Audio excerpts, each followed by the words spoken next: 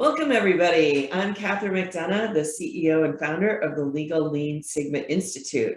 We're excited you've chosen to spend some time with us today as we continue our important conversations about process improvement and diversity, equity, and inclusion. This series of conversations is being led by the fabulous Audrey Rubin and Mary Nichole. And today, Audrey, who do we have as our special guest?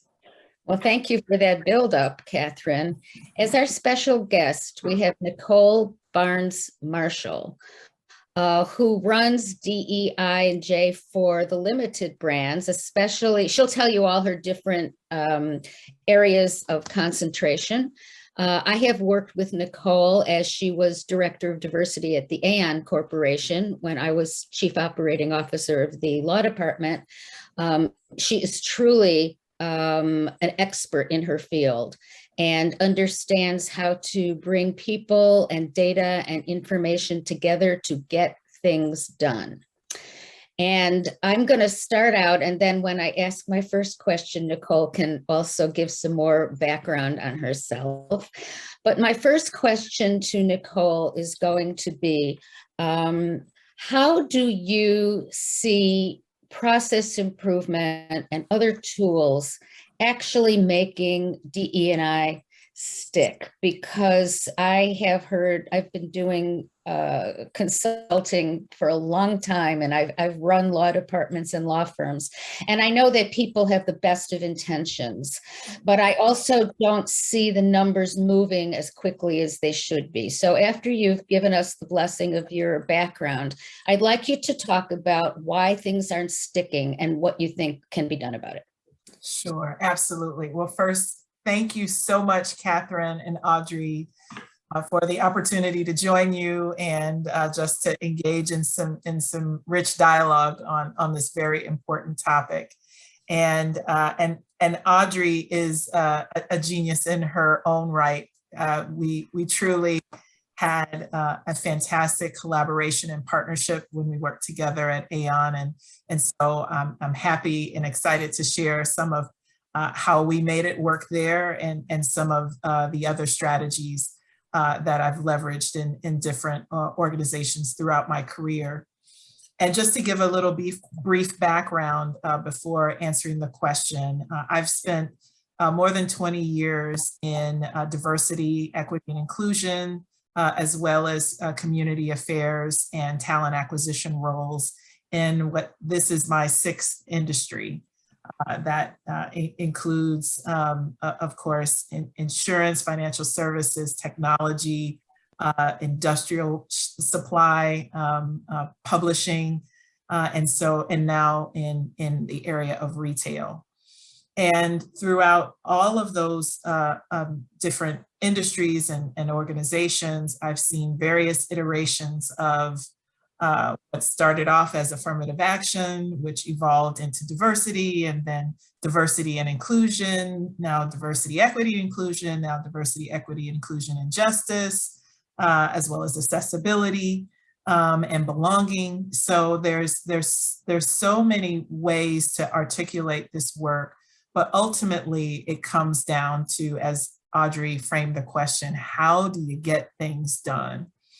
And so, you know, through the lens of process improvement, I would say is where in the environments where I've been able to get the most done, because there's been a methodology and a practice that has been well articulated, well socialized throughout the organization, well practiced, reinforced, recognized, rewarded in ways that it truly became a part of the culture. That once we introduce the integration of diversity, equity, and inclusion policies, processes, and practices, it really fits very nicely within an environment that leverages continuous improvement or process improvement approaches, because that enables us to embed equity within those processes. So whether we're talking about the start of the talent life cycle with talent acquisition. If we take a kind of a process-driven approach to how talent acquisition is done overall, then we're able to embed diversity, equity, and inclusion within those processes in terms of fairness, in terms of where we're sourcing candidates, or in terms of consistency in regards to how the interviews are administered and what questions are being asked, and diversity in the interview slate, so that those who are screening the candidates are coming from a variety of perspectives. And that can be managed through process. And if implemented well and consistently over time, and minimizing the variability within those processes, you can yield some really positive results. And I've certainly had the opportunity to experience that within a few organizations where we finally put it into the machinery, if you will, of the talent and people processes. Wow, that's fabulous. And I know you have. So can you give us an example or two about things that you've done to make this work? And kind of embedded in my question is, how have you been able to teach people about process improvement if they haven't taken the courses you and I have, if they haven't done a LLSI seminar or meeting? What have you done successfully, and what have you done that maybe you'd like to do better next time? Sure. Well, if anything, this can be a great commercial for those who haven't taken LSSI to please go ahead, because just even that adding that rigor into the processes, even with a specific DEI focus, that in and of itself is going to yield even better outcomes. And then once you ensure that there's equity embedded into those processes, then you have an even greater chance of success. So let me share an example. And this is an example from when we worked together at Aon.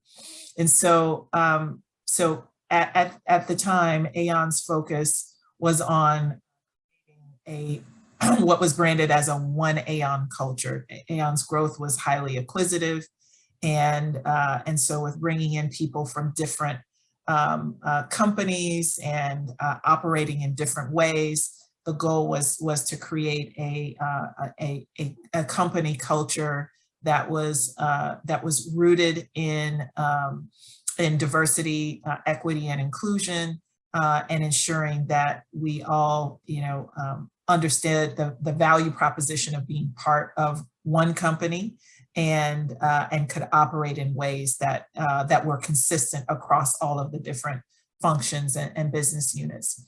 And so from a talent/DEI perspective, one of the things we sought to do first was to establish kind of a baseline of where we were and what our processes were, and what those processes were yielding from a DEI and talent perspective, starting at the beginning of the talent life cycle at recruitment. So deeply analyzing the candidate flow and where we were sourcing candidates from, all the way through into the pipeline, and looking at talent movement. So at what levels were promotions happening, where were people dropping out of the pipeline in terms of resigning and leaving the company, and where we were seeing some differences in patterns of representation, whether that was by race and ethnicity or by gender. And looking at that both US and across the US, and also through a global lens, and globally looking at women. And so to do anything, to start any process, you got to know where you begin. And taking that deep dive and looking at the data gave us an opportunity to see where there were cracks in the pipeline, and where we should distort our focus and energy around, applying kind of the right interventions and the right, shifts and adjustments to process, or in some cases, implementing process where there wasn't one. And then observing how that process worked out, what we yielded, where any additional changes would be needed to make, check and adjust, and then implement over again. And so we did that. I'm super simplifying. This was a lot of work and a lot of heavy lifting from a number of teams, including in my partnership with Audrey and the legal team. And overall, bottom line, what we were able to see was, one, that the assumption we were making about cracks in the pipeline around candidates, that we just weren't attracting enough diversity, we realized that wasn't necessarily true. We were attracting a number of diverse applicants. They weren't making it through to the interview phase. Second, the assumptions that we were making, particularly around women at the childbearing ages, and as well as at the same times in which movement up within the corporate ladder tended to take place around similar times, and that women were opting out instead of leaning in. The data showed us that that wasn't the case, that we had more and more women who wanted to lean in, who were looking for opportunities, but assumptions were being made about their readiness for those roles, that it was not yielding in the number of promotions and hires into those senior leadership roles. And so, what that enabled us to do on the recruitment side was to take a closer look at where we were sourcing, ensure that as we identified a more diverse talent, particularly in the roles where the representation was needed, where we were lacking diverse representation, that we make an intentional effort to ensure, one, that we had everyone that met the requirements of those roles, had to move forward into the next stages of the interview cycle. We also invested a lot in education to ensure that the hiring managers and leaders understood the importance of diversity hiring, ensure that we would never ever sacrifice our quality of hire for diversity of hire, yet we would prioritize diversity once all of the requirements of the roles were met. Once that was communicated, educated, reinforced, tied into leadership metrics and goals, we started to see greater diverse hires at a variety of levels, because we were now putting some real focus and attention on it. Similarly with women at leadership, in those leadership roles, what we recognized was, now that we knew we had women who were ready for those next roles, they didn't have the exposure to the folks who made those hiring decisions to be able to be considered for those roles. So we implemented a sponsorship program where we paired our top 125 leaders with our high performing, high potential women and people of color that were ready now for the next role into senior director and above levels, and did that over an 18-month period. And from that, we saw greater retention, greater promotion, development, even new business opportunities that came from those new connections that were forged through that sponsorship program. So it's a longer answer, but hopefully reflective of how we used process, got underneath, understood the numbers, and then implemented approaches that we built into our talent systems and processes, not one-offs that you check the box and say you did it that one time, and those yielded results continually over time.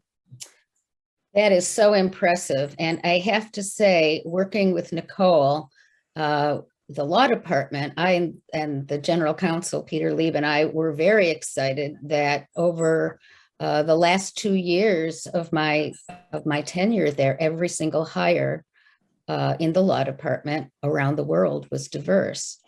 And I know that this process improvement approach is what led to that, because as you've said, Nichole, we began to actually look at each stage of the DEI and J life cycle, right, of the process, but also we were assigned ways in which to learn how to understand and buy into this concept. So could you address that a little bit more? What do you do when the normal, good-willed person says, yes, but I hired somebody from that law school and they didn't want to come, or they didn't stay because they got another job offer.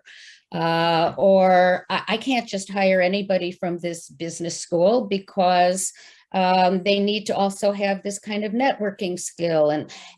So they want to do the right thing, but how do you train them or educate them, bring the process, the data to them so that it actually starts meaning something to them and they can grasp it? Yes, absolutely. And I just smiled as I'm listening to the question, because this is this is a part of what feels like the daily existence of those who do this work of diversity, equity, and inclusion, is the common refrain and objection that, oh yes, we all support it, but I either want to recruit from the places that I'm most comfortable with, or I tried that once before and it didn't work. Or some variation of those things. And, in the spirit of assuming positive intent, I do believe that many, if not most, are approaching their searches with a genuine sense of, we do want to do better. I just don't know how, or these new ways I'm not comfortable with. So I always approach these situations with some empathy, because everyone is where they are on their own individual journey. And I've learned not to judge people who aren't necessarily where I am, or who may not have been exposed or understood or have been educated on how these processes work as it relates to DEI. They know what they know, and they've been successful with what they've known for some time. So that also makes it difficult to change patterns. I have a friend who's a former military guy who says the only person who likes change is a wet baby. So I get that. And having the mother of 3, I totally get that. And so, to how you frame the question, the first approach is always one of education. First, assuming positive intent, that we agree that we all believe that diversity, equity, and inclusion, and diversity of talent adds value to the organization. And the miss is, how do we get there? So step one is through education. Some have never heard, for me, I've said it a billion times, but have never heard the business case for DEI. So it is starting at that foundational level for some. I'm also evolving to the opinion that at this stage now in 2021, if there's a leader who doesn't understand the business case for DEI, then they really need to really rethink their thoughts of leadership, especially in a world that's as diverse as it is now. If you don't get why that's valuable, I'll certainly educate you. That's part of my job, but it's important that you get that, and get that quickly. And then the next step is around strategies for how do you diversify, and especially when it goes counter to practices and approaches that have been tried and true for many of these leaders. And so I'll share an example, and this is another one from our time at Aon. And as you know, a big part of our business was reinsurance. And so that was an area that always struggled to attract diverse talent. And there was just this like, how do we, most folks haven't even heard of reinsurance, don't even know what that is. So, and of course we're struggling with diversity because it's already a challenge within the industry for those who are familiar, and then to attract diversity within that it's such a niche. So I lean in and I ask lots of questions. Well, talk to me about where you're sourcing talent now. Well, we tend to get folks from the various business schools, and they've had at least 2 to 3 years of experience within a financial services company. And then once they come here, we teach them everything, we want them to know about reinsurance. Oh, so you're not necessarily looking for someone to come in who knows it already. You're going to show them the ropes once they're in. And then once they learn that business, they're able to grow and continue to cultivate their career within it. So if we recognize that we're going to do the development anyway, then let's go to those schools that you like so much, which do have diverse talent within them. Let's seek them out and bring in that best talent and give them the opportunity to be developed developed within the organization. It sounds simple, but just even unpacking something as small as where you're sourcing and who's been successful within those roles, when you start to see it's not as complicated as we've made it out to be, then we're in the best position to start to implement a process. And so one of the processes that I was able to implement was building a relationship with Howard University, the historically Black university in Washington, D.C., which, by the way, was the only school that had the only historically Black college that had a school of insurance within the business school. And again, it just kind of surprised me that this wasn't a target of our recruiting strategy at the time, but the perception was, well, our folks tend to come from Northwestern, Notre Dame, and when we've tried to go there before, we haven't been successful. So we're going to where we know.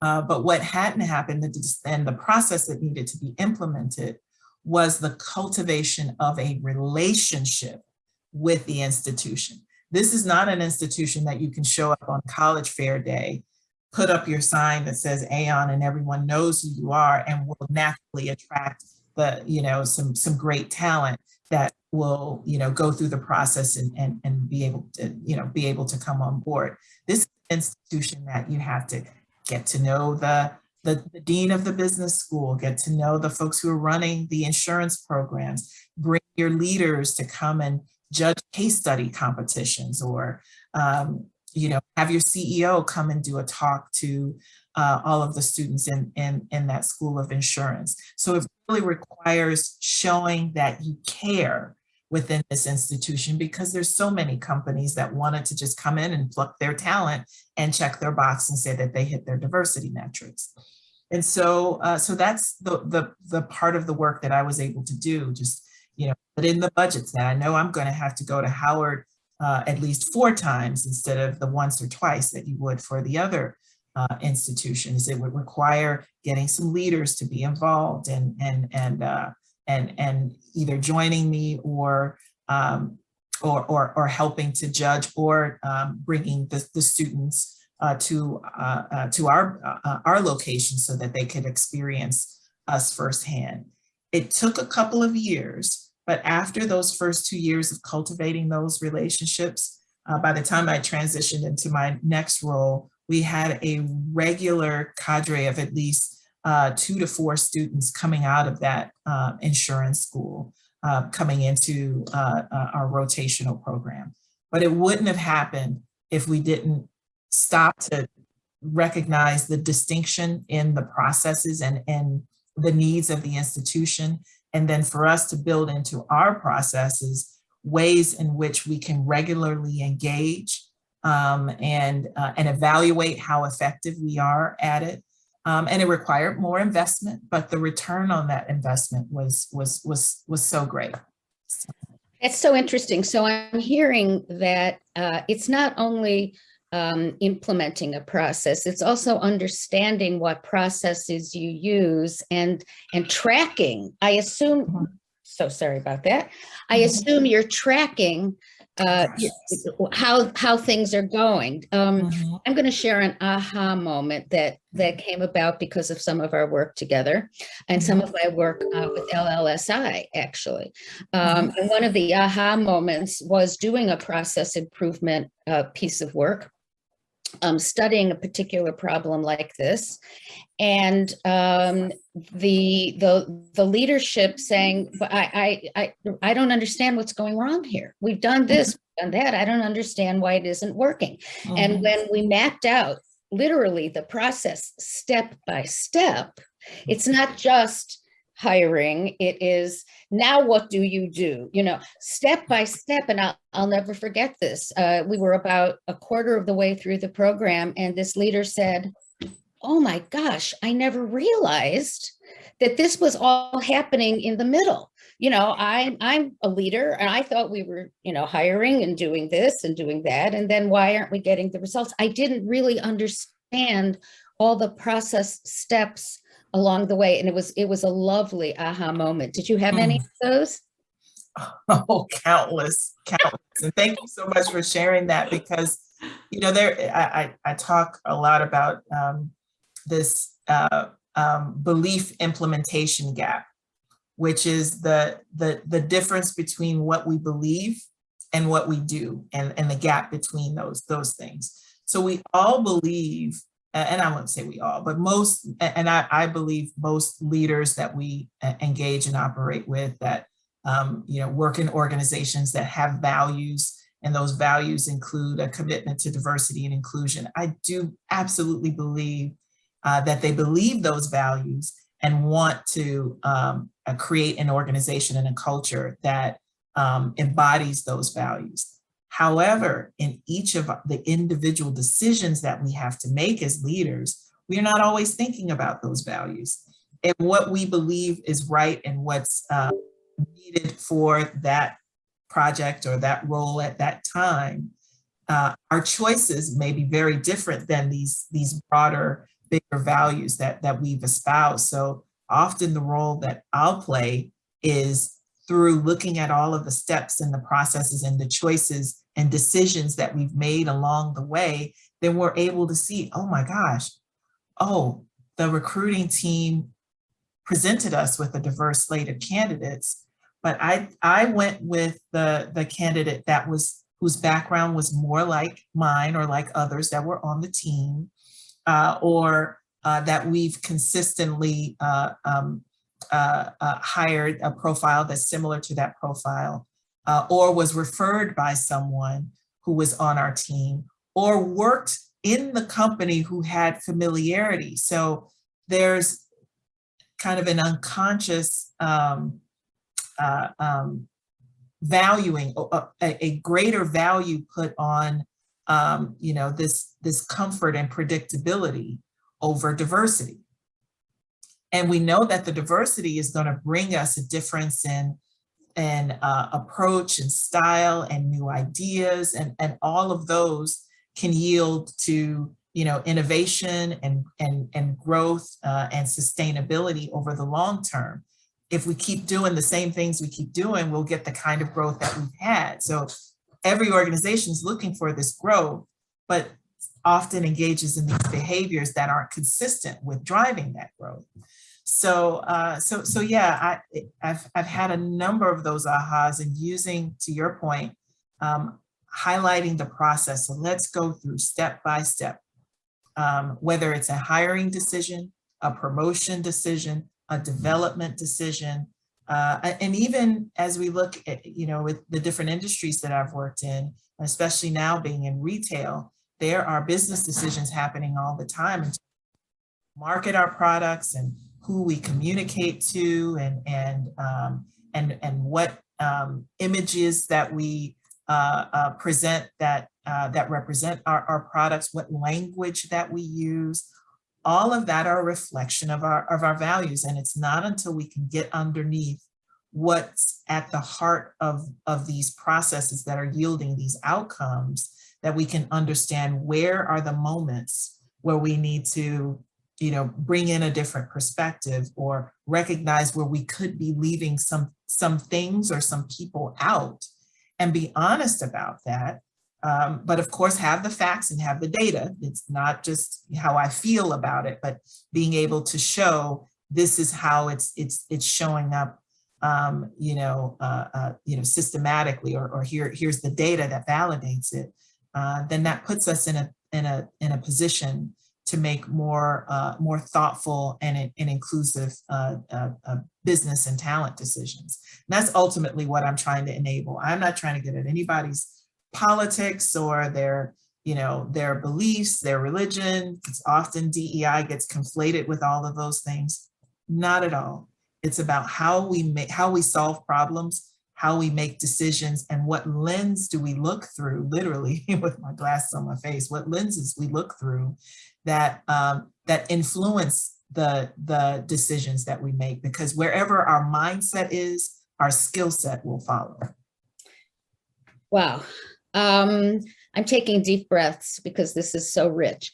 I wonder if you have an opinion based on your experience on how much of this comes from the top, but also one thing that I learned through people like you and Catherine and understanding process and so forth, the setting of specific measured goals. Mm-hmm. How much of that is related to success here, or keeping the status quo, which I would say is not success? Yeah. I would say that's of critical importance. It's not the sole answer, because many organizations have said we're going to implement these goals and we're going to tie it to compensation, and that's going to solve our diversity problem. And then a year down the line, the organization looks exactly the same. I think it's a very critical and important component of a comprehensive approach to influencing the culture, and that culture driving the behaviors that yields the outcomes that we're looking for around diversity, equity, and inclusion. But it does start at the top. So when we talk about the tone from the top, it really does mean something. At Aon, and I still continue to use here as well, we worked with a lot of McKinsey folks, and their change methodology was really, really effective in understanding how to get people and inspire them to do things differently. And so, the first step of that change methodology is I will change if I see my leaders operating in the new way. And so if you have a leader that says, diversity, equity, inclusion is a value and it's important, and then you see the networks that are around that leader are diverse, the leaders that they hire, the people that they're bringing into the leadership team are also diverse. They value different perspectives. And this is another big one. Don't always require the DEI person to be the voice of diversity for the organization, that they can bring that voice themselves from an authentic place, and show that as the lens through which they're leading and driving results within the organization. That is so powerful, absolutely powerful. And I see that as kind of the one of the three-legged stool of DEI. You have that strong, that clear and intentional leadership from the top. You have an HR and talent organization that are kind of the arms and legs of bringing DEI to life within the culture in terms of the talent life cycle. And then you have an associate base and an associate base that is actively engaged and supportive, whether it's through employee resource groups or getting involved in the community, but most importantly, bringing their voice into influencing how things are done within the organization. So there's that loop of the vision from the leaders, the enablement from HR, and then the voice of the associate, really creating a really inclusive ecosystem that when you think about what that kind of business puts out into the world in terms of products and services and solutions, I mean, the opportunity to not only have a powerful organization, but make a difference in the world with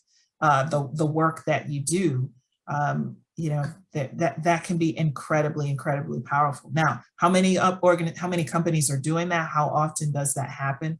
I know that there are great organizations across so many industries that are investing big to truly operate this way. And the frustration is, why haven't we done more? Why aren't we seeing greater results? And I think part of that is, one, just recognizing the society and the culture that we're operating in. We are voices now in this generation that are trying to change the tide of hundreds and hundreds of years of whether it's systemic racism, sexism, and just really structures and systems and institutions designed to really intentionally keep some groups of people out, or certainly not from ascending to the highest levels of those institutions. Now, even though those laws and rules for many have been eradicated decades ago, but we're trying to counteract centuries of their existence. So I think the expectation that it's all going to change before our very eyes, I think is an unrealistic one. However, I think the change that we can expect to experience can happen within our teams, because that's what we can control, within our communities, within our families, within our households. Those are ecosystems that we can directly influence. And if everyone takes that time to influence where they can, when they can, then we can expect to see some of those broader institutional changes. But without that start from within and in the centers of influence that you have on your teams and in your locations, then we'll keep lamenting on how bad things are without taking the definitive action necessary where you can influence it and control it. That will make the difference. It truly does have a ripple effect. Have you ever, I know one of the things that we work on in process improvement is, some people call them SMART goals. There are different acronyms for these kinds of things, but basically it's a way to start so that you can give a lawyer or, another leader in a non-human resources part of the company, something specific to work toward that happens to roll up eventually to this entire theme and process. Do you do that? Have you found success with that? Can you give us some examples? Yes, absolutely.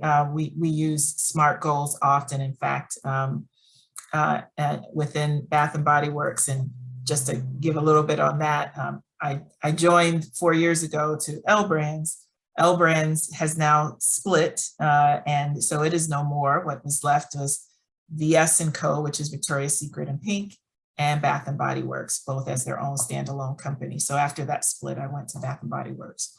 And so at Bath and Body Works, what we've done now is we've gotten to that place where we can introduce SMART DEI goals to all of our VP level leaders and above, so that we can begin that cascade of setting clear DEI behavioral and kind of demonstrated actions as a part of the performance management process.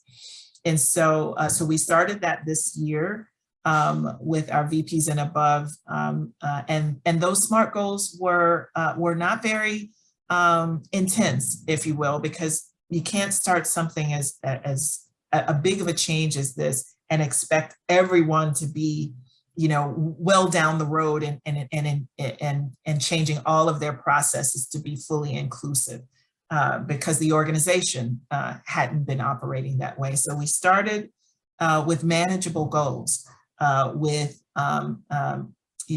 involvement in what we call our inclusion resource groups. Many companies call them business resource groups or employee resource groups.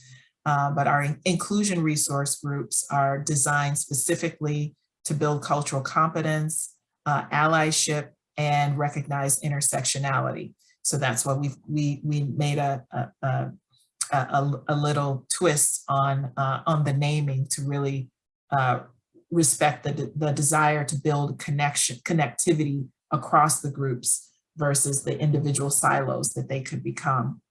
So whether that was becoming a sponsor, becoming a member, getting involved, engaging in a certain number of programs throughout the year, that was one.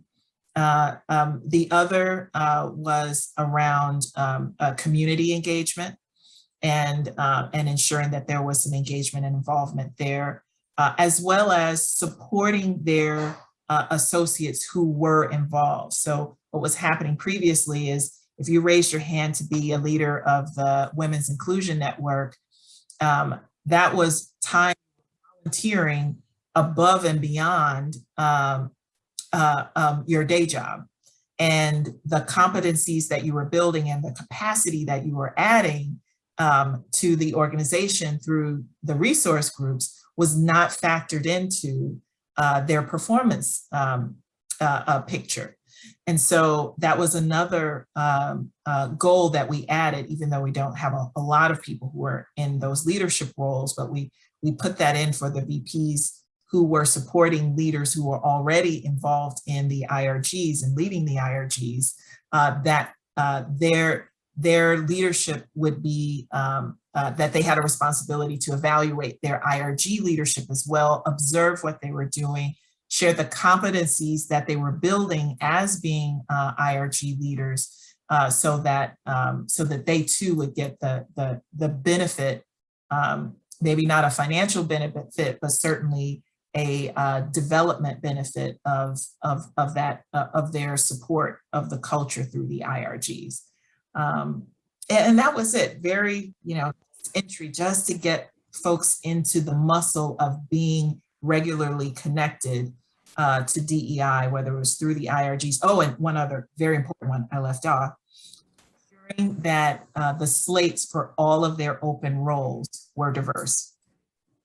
And what did diverse mean? Well, depending on the function and the role, we would identify by race and ethnicity or by gender based on where the need was and what was missing. And that was a huge unlock for us as well, because we had never shared that data. So there was this kind of general, yeah, we need more diversity, but what does that look like and where is it? And what things should we be doing to help us diversify? Well, that starts with casting a wider net for talent beyond the traditional watering holes of specialty retailers,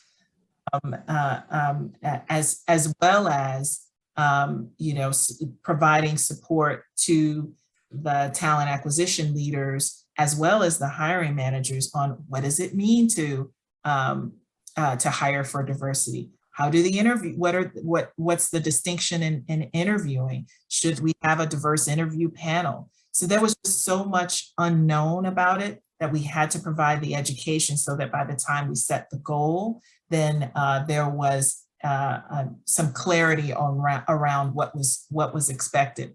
And we even provided additional, in addition to the learning, which is a full day learning that we offered for those leaders, additional job aids that help to break down for each goal. Here's what that looks like in practice. for the IRG work, for the diverse slates work, for the community involvement work. So, you know, by the time we get to mid-year and year end, there should be no, you know, I had no idea what was being asked of me. We made it as clear and as smart as we possibly could. I don't have a success story to share with that because we're in our first year of it. We just completed mid-year. I'll have greater insights once we're at the end of our first full year. Please come back and share. It's interesting listening to this. We generally abhor consultant speak, though we do, of course, use the lexicon of process improvement, you know, teach people the proper language to use. But our one concession is the creation of what we call the P+ scorecard.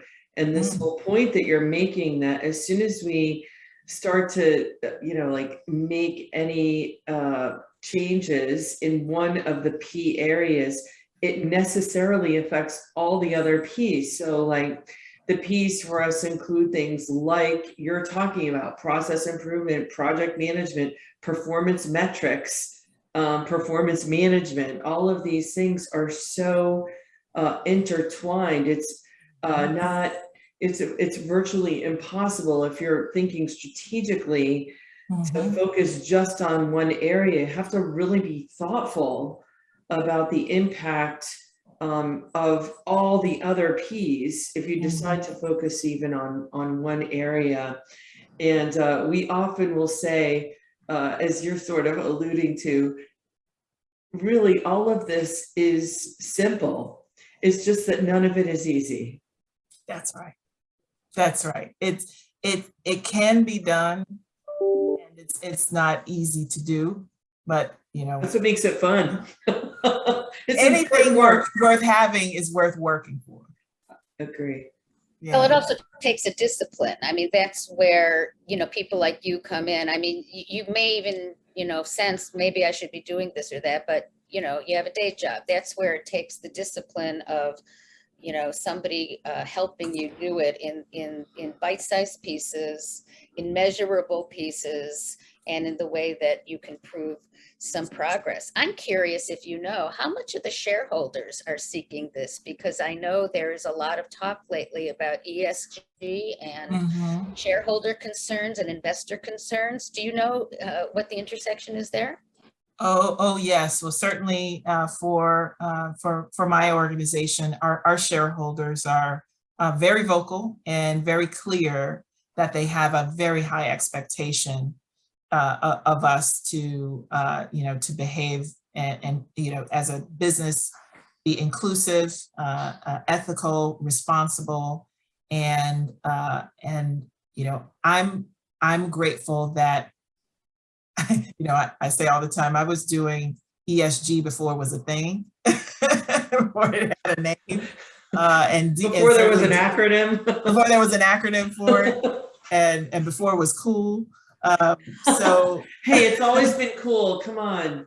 Well, you know, I know that, and you know that, we know that. I don't think a lot of our peers understood that because they saw it as a distraction and or a, you know, a crisis to mitigate once it came up.